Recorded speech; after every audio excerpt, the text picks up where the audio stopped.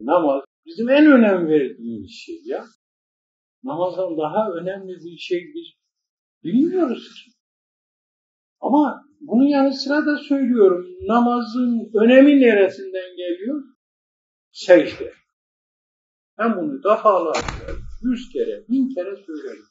Bu belki bilmiyorum gün gelecek ki bizim ağzımızdan yazılacak ve bizim bir fikrimiz gibi yazılacak. Hayır, ben Resulullah Efendimiz'in sohbetlerinden bunu çıkarıyorum. Hadislerden bunu çıkarıyorum.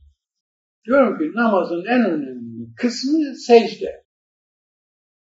Çünkü kulun Allah'a en yakın olduğu yer, toprağa en yakın olduğu yerdir. Diyelim 100 katlı bir bina düşün, onun üstünde de kılıyorsan, orada bile en yakın olduğun yine yer. Yani durduğun yerde tabağa en yakın olduğun yerdir. Ve en çok eğildiğin an. Ana rahminde bile çocuğun duruşunu tespit ediyorlar. İnanın ki hep secde hali, çoğunlukla.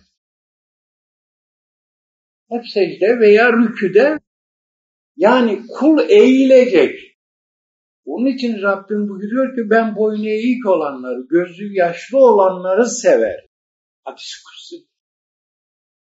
Boynu eğik ve gözü yaşlı olanları sever. Madem ki o secde, yani secde halidir namazın en önemli kısmı. Ama ben sana aşık edersem sen zaten sabahlara kadar namaz kılarsın. Çünkü namaz ne demek? Secde demek. Secde ne demek? Kulun Allah'a en yakın olduğu an demek. O sıra kendi başına zaten bir sürü kaza namazı kılarsın, bana ne? Benim derdim abi. Önce ben senin bir namaza başlatayım. Secdenin ne olduğunu sana öğreteyim. Gönüllü secdesi nasıl yapılır? Ben onu sana öğreteyim. Sen onu yaptığın an, oraya vardığın an bakacaksın ki Allah'a çok yaklaştın.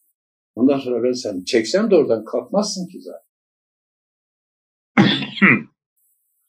Yani orada bizim bedenimiz namazda secdeye gidiyor. O Allah'ın emri, farz. Ama inanın ki çoğumuzun sadece vücudu gidiyor secdeye. Ruhu ile secde yapamıyor. Niye? Kafamızda bir sürü şey var. Biz o namazda neler düşünüldüğünü biliyoruz. Yani duruyoruz namaza ama birçok şey aklımızdan geçiyor. Belki ertesi günkü sepetimizin, çekimizin hesabı bile aklımıza geliyor.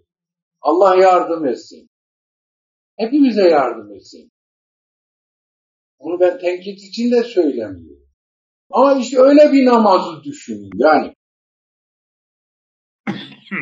Ama dediğim gibi bu anlayış, yani bakın biz farklıyız tabii ki. Biz sizin anladığınız gibi anlamıyoruz tabii ki. Bakın Resulullah Efendimizin bir hadisinden bahsediliyor. Diyorlar ki bu hadise göre misvakla kılınan namaz, misvaksız kılınan bilmem kaç rekat namazdan daha hayırlıdır. Bir rekat diyorlar misal. Bunun üzerine o misvak dediğimiz şeyi eline alıp da namazdan önce defalarca böyle dişlerini o misvakla temizleyen insan görürsünüz. Var. Çok yerde, Türkiye'nin birçok yerinde var bu kardeşlerimiz. Öyle inanmışlar. Bir hadisi Resulullah Efendimiz'in bir sünnetini yerine getirdiğini söylüyorlar. Ama tasavvuf ehli işte bunu böyle yapmıyor. Oturup düşünüyor. Diyor ki bunun bir sebebi olmalı. Bu misvak olamaz yani. Ne diş fırçasını alacağız namazdan önce misvak alıp. Bunun başka bir sebebi olması lazım. Sivak kökünden türetilmiştir misvak. Sivak kökünde ne var? O kelime manasında ne var? Resulullah Efendimiz orada ne buyuruyor? Gelin bir de biz bakalım. Onlara göre öyle, bize göre nasıl? Gelin bir de biz bakalım diyoruz mesela. Sivak ne demek? Sensizlik. İçinde sen olmadan, içine girmeden, seni dışarı atarak. Resulullah Efendimiz ne buyuruyor?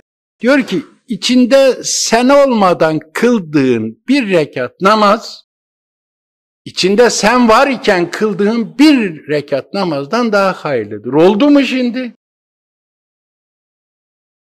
Farklıyız tabii, size göre mi, bize göre mi? Resulullah Efendimiz buyuruyor ki müminin miracı namazıdır.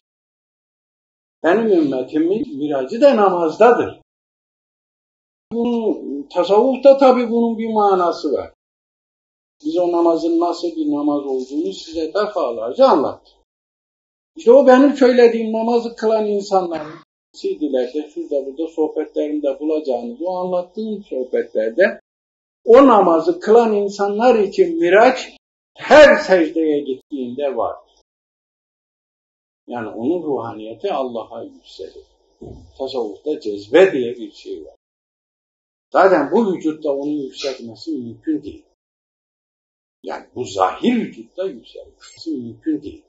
O da ruhaniyetiyle her secdesinde o secdeyi yapan, gerçek secdeyi yapan insan her secdesinde ruhaniyeti Allah'a yükselir. Yani onun da kendine göre bir miracı söz konusu.